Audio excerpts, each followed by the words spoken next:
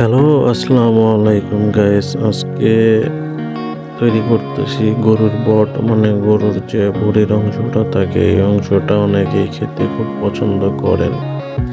তো যারা পছন্দ করেন অবশ্যই এই ভিডিওতে একটি কমেন্টস করবেন। আর এটা খেতে কিন্তু দারুণ টেস্টি এবং মজাদার।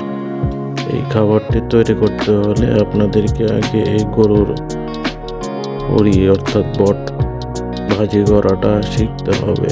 তো এটাকে প্রথমে বাজার থেকে নিয়ে এসে গরম পানিতে সিদ্ধ করে রেখে দেওয়া হয়েছে। তো এখানে কিছু গরুর মাথার কিছু অংশ আর বড়ি রাখা হয়েছে। তো এই গরুর যে মাথার যে অংশগুলো থাকে সেটা অনেকেও ভালোবাসেন। তো সেই অংশটাকেও কিন্তু পরিষ্কার করে নিতে হয় এইভাবে। তো ভিডিওটি দেখুন সম্পূর্ণ, তাহলে বুঝতে পারবেন কিভাবে এই রান্নাটি করা যায়। তো এটাকে প্রথমে গরম পানির ভিতরে সিদ্ধ করে এগুলোকে ভালোভাবে কেটে পরিষ্কার করে নেওয়া হয়েছে। তো পরিষ্কার করে নেওয়ার শেষে প্রায় মোটামুটি এখানে 2 কেজি পরিমাণ দেওয়া হয়েছে। তো গাইস, বেশ কিছুদিন ভিডিও দিতে পারিনি, কারণ একটু ব্যস্ত ছিলাম, তেমন ভিডিও করতে পারি নাই। তো এই জন্যে আবার হঠাৎ আজকে ভিডিও করার সময় পেলাম, তাই ক্যামেরা হাতে ছুটে এলাম ব্লগিং করতে। তো ব্লগিং করতে করতে আজকে যে রেসিপিটা আমি শেয়ার করতেছি সেটা হলো গরুর বট। তো এখানে দেখুন পরিষ্কার করা ভুঁড়ির অংশটুকু গরম পানিতে সিদ্ধ করার জন্য রেখে দেওয়া হচ্ছে। তো মোটামুটি এখানে এখন কিছু পরিমাণ পানি দিয়ে দেওয়া হয়েছে। তো এটার জন্য কিছু পরিমাণ কাঁচা মরিচ এবং পেঁয়াজ আলাদাভাবে রেখে দেওয়া, ধুয়ে মুছে পরিষ্কার করা হচ্ছে। তো এটা কিন্তু অনেকেই রান্না করতে বা গরুর বট তৈরি করতে পারেন না। তো এটা তৈরি করতে হলে অবশ্যই আপনি এই ভিডিওটি দেখবেন। ভিডিওটি দেখে ভালো লাগলে অবশ্যই কমেন্টস করে আপনার পরের ভিডিওতে কি জানতে চান, দেখতে চান জানাবেন। তো আশা করি আপনারা ভিডিওটি উপভোগ করবেন।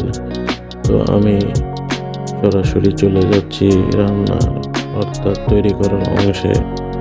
তো এটা তৈরি করার জন্য যে পেঁয়াজ আর কাঁচামরিচটা রাখা হয়েছিল সেটা কিছু তেলের মধ্যে দিয়ে নেড়ে চেড়ে এগুলোকে ভালো করে একদম সিদ্ধ করে নিতে হবে।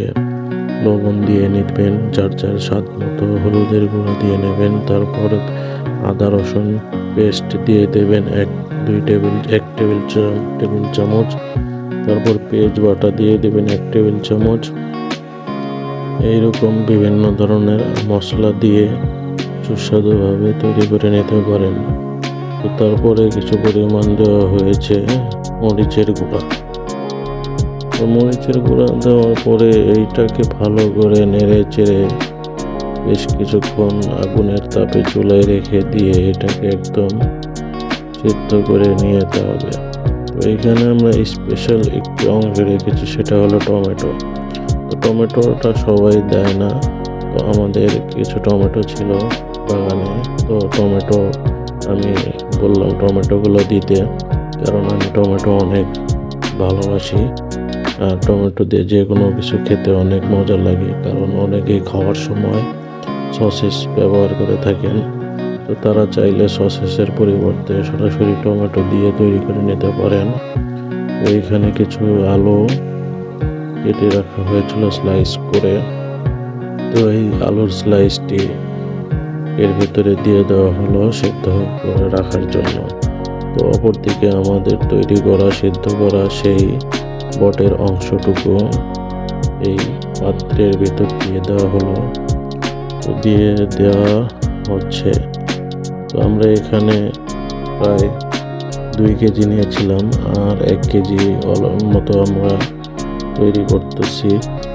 তো এটা তৈরি করার জন্য বেশ অনেক সময় লাগে, প্রায় 2 থেকে 3 ঘন্টা আমরা এটাকে তৈরি করার জন্য সময় লেগেছে। তো এভাবে রাখার পরে প্রায় 20 মিনিট পরে এই অংশটা এরকম হয়ে গেছে। তো আপনারা চাইলে এর ভিতরে ক্যাপসিকামও ব্যবহার করতে পারেন, যার যার স্বাদ মতো সে জিনিসপত্র দিতে পারেন। তো এটাকে এখন আবার একটু নেড়ে চেড়ে রেখে দেবো। তো গাইস দেখুন এইটার কালারটা কত সুন্দর হয়েছে। আর আছে না তার এর ভেতরে আবার কিছু পেঁয়াজ মরিচ আলাদাভাবে পেস্ট করে এর মধ্যে রাখা হয়েছিল, সেইটা পরিমাণ দিয়ে দেওয়া হয়েছে। তো এটা দেখুন কত সুন্দর স্পাইসি আর কত মজাদার হয়েছে দেখতে। তো এটা কিন্তু সেই মজাদার হয়েছে, খেতেও কিন্তু দারুণ মজাদার লাগছে। তো এই মজাদার অংশটা এখন আমরা ভাতের সাথে বা রাইসের সাথে মজা করে খেতে পারবেন। তো গাইস দেখুন এটা এখন তৈরি হয়ে গেছে। ভিডিওটি ভালো লাগলে অবশ্যই লাইক দিয়ে কমেন্টস করে জানাবেন। ধন্যবাদ।